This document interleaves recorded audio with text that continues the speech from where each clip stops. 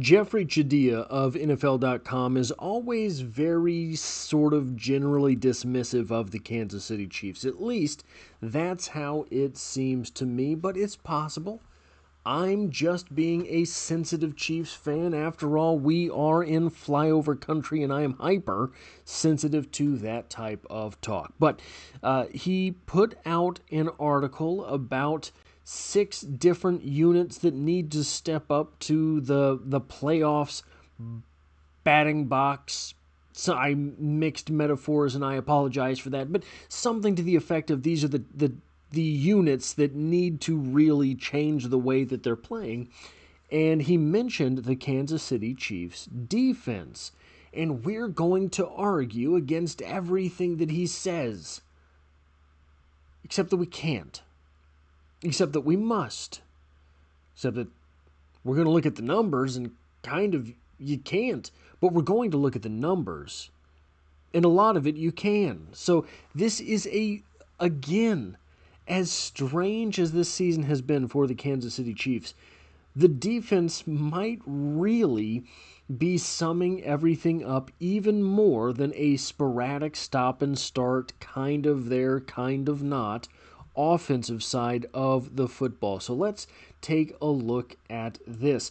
In an article titled 6 NFL Units That Need a Wake-Up Call Over the Final 6 Weeks of the 2025 Regular Season from NFL.com by Jeffrey Chadia, we get the following. Number 4, Chiefs defense.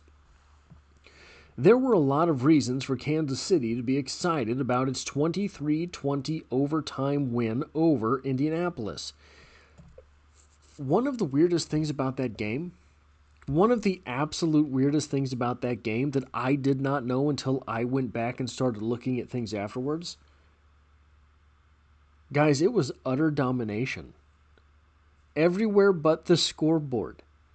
It was utter domination. Didn't feel that way. Didn't look that way. Didn't seem that way.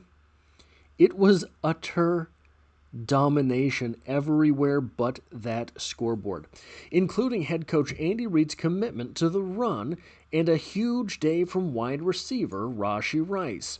But it's the defense that deserves a ton of credit for Kansas City keeping its playoff hopes alive and avoiding a 3-game losing streak. What a weird start to a blurb about how the Chiefs' defense needs to play better to close out the 2025 regular season, right? That unit held the highest scoring offense in the league to just 20 points and a season-low 255 total yards. It limited Jonathan Taylor, the league's leading rusher, to 58 yards on 16 carries. Just as importantly, the Chiefs were able to harass Colts quarterback Daniel Jones in the second half of that game, which helped Kansas City rally from a 20-9 fourth-quarter deficit. Now, notice, this word here, harass, that's a very strange substitute for sack Colts quarterback Daniel Jones, isn't it? Well, because they didn't. The Colts went 3 and out on their final 4 possessions of the game, including overtime.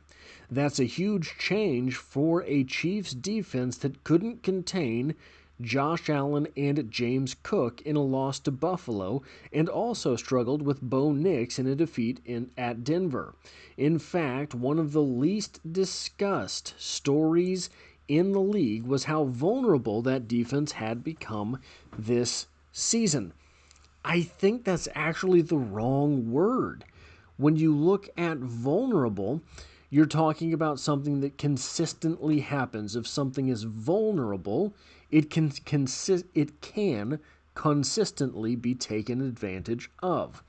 The Chiefs have struggled to generate pressure with their defensive line all year. That is different than being vulnerable. That is saying you don't have the offensive side of things, the offensive side of the defense, the attacking part of the defense. It is not saying that you were vulnerable as a defense, and we'll get into that split in a moment. They've been just as disappointing when it comes to blitzing, which is the trademark of defensive coordinator Steve Spagnuolo. That's why Sunday's game had to create some optimism for Kansas City finding a way to turn around a frustrating season. A frustrating game turning around a frustrating season. Yes, there's always a lot riding on quarterback Patrick Mahomes and his ability to generate points. There's also plenty of pressure on the defense.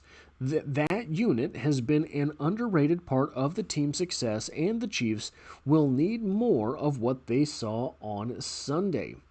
Well, vulnerable, that does not explain this. The Kansas City Chiefs are 6th in the NFL in total yards surrendered per game at 293. They give up less than 300 yards of offense per game. Good for 6th in the NFL. Now, unfortunately, if we take just a gander up one spot, this is an AFC West team at number 5. This is an AFC West team at number 3. This is an AFC team, the Texans, at number 1, yielding just 264.3 yards per game. The AFC side of things is very, very tough. Even the number 2, Cleveland Browns, not winning a whole lot of games, but they're not giving up any yards along the way to those losses. So, by the way, if we're just taking credit for things, look at this. So you have, why is that not erasing? What is wrong here? You have here total yards per game surrendered. These are the top 6 teams in the NFL. Now, obviously, the Chiefs are the AFC, but they are the reason I'm going to be making this argument, so forget them. Number 5, AFC. AFC West. Number 3, AFC. AFC West. Number 2, AFC. Number 1, AFC. The draft cycles for these teams have been very heavily defense-oriented because everybody knows if you want to go to the playoffs, you're going to have to go through Kansas City. If you want to go to the Super Bowl, you're going to have to go through Patrick Mahomes. So draft after draft after draft, anyone who's actually trying to build a team in the AFC has been concentrating on the defensive side of things to limit Patrick Mahomes and the Chiefs' offense for 7 years now. This is total passing yards surrendered per game. Now, while the Buffalo Bills are doing a really good job at 168.2 yards passing surrendered per game, the Chiefs are only down at 11, giving up just 195.4 passing yards per game. A little bit less than 30 per game more than the Bills. AFC, AFC, AFC, AFC, AFC, AFC. So in the top 10, you have 6, that are AFC teams. And by the way, so there's a chicken or an egg thing there, right? Is it that all of these AFC teams are trying to draft defensive players, or is it that all of the quarterbacks in the AFC stink? Josh Allen is AFC, right? Would you like to have the Texans quarterback if you were one of many NFC teams? What about the Chargers quarterback? Broncos quarterback looks to be doing pretty well, right? So all of these teams the AFC has the better quarterbacks and the better defenses. The NFC is really slacking. But it's not just about total yards and passing yards. What about rushing yards? The Kansas City Chiefs are 8th in the NFL, surrendering 97.6 yards per game on the ground. Number 1 in the NFL, the Jaguars, are just at 83.8. That is a 15-yard per game difference there. Well, what about total points? Because it's not just about the yards, it's about the points the opposing offense is scoring as well. The Chiefs are 4th in the entire NFL, giving up 18.3 points per game, exactly 2 points worse than the best team in the NFL, the Los Angeles Rams, yielding just 16.3 points per game. So all of this, 4th overall in points, 8th in rushing yards, 11th in passing yards, 6th in total yards. How is it that the defense is really frustrating to watch sometimes? How is it that the defense can't really seem to tie its boots and just put the clamps down? Why is it that they're in so many actual games this season? Well, it has to do not with your sort of common plays. It doesn't have to do with running the ball. It doesn't have to do with throwing the ball.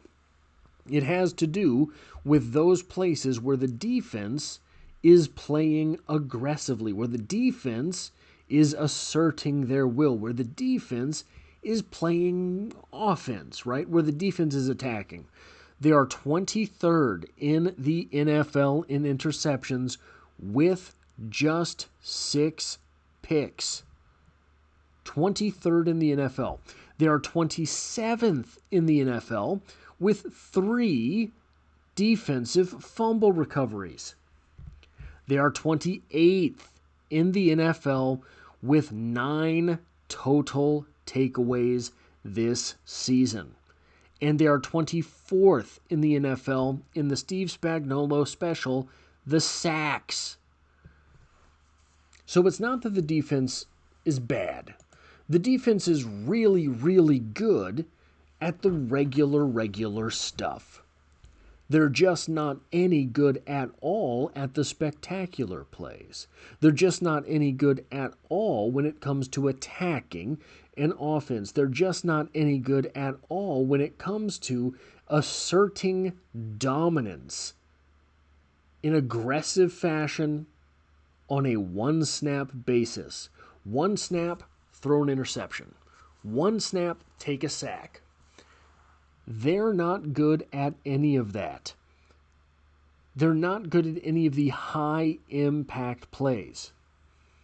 That is what is making this defense feel frustrating, feel pedestrian.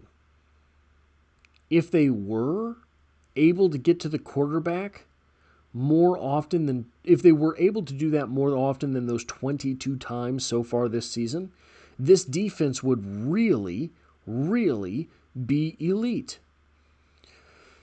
Now, Omar Norman-Lott looked as if he were getting in position to be one of those contributing factors. Lost for the season. Ashton Gillotte, I really liked in the preseason, has not come around. I had no idea after the game that Charles Omenihu played last week. I thought that he was a scratch. I thought he must have been injured. I did not notice him at all. I don't remember seeing him on the field.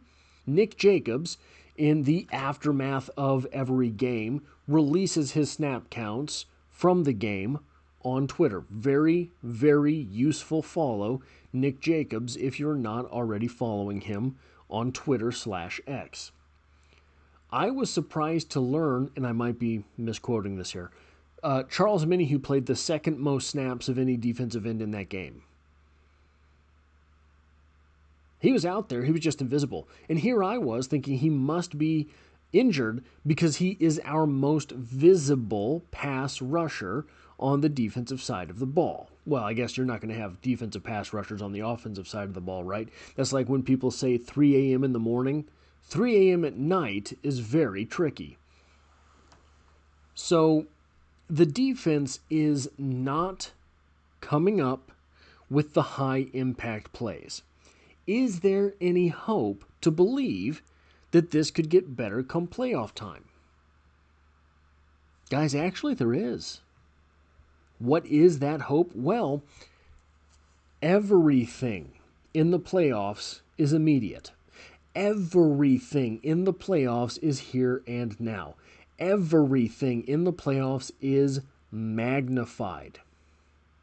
So, while the Chiefs can't really consistently get to the quarterback, if they had to dial up something exotic, if they had to dial up something when it was do or die, that got to a Josh Allen type quarterback, whole season on the line, etc., I kind of trust him to do that. You have to sell out in order to stay in the game. I kind of trust him to do that, Spagnuolo. I kind of trust him to get that done. So, the defense is elite on the mundane. The defense is not good at all with the flashy. Flashy, fun, sort of highlight reel moments. Don't really do that stuff.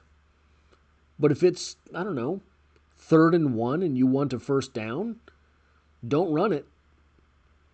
If it's 3rd and 8 and you want a first down, don't throw it. Because that normal, regular stuff, this Chiefs defense is very good at taking away. That is all I have for this video. If you like or appreciate what it is that I do here, hitting the like button really does help me out, as it tells YouTube to share this video with other Kansas City Chiefs fans. If you find yourself here by chance but not design, the Chiefs are the only thing I talk about on the channel, dropping multiple videos every single week. And as always, I hope to have you back for the next one.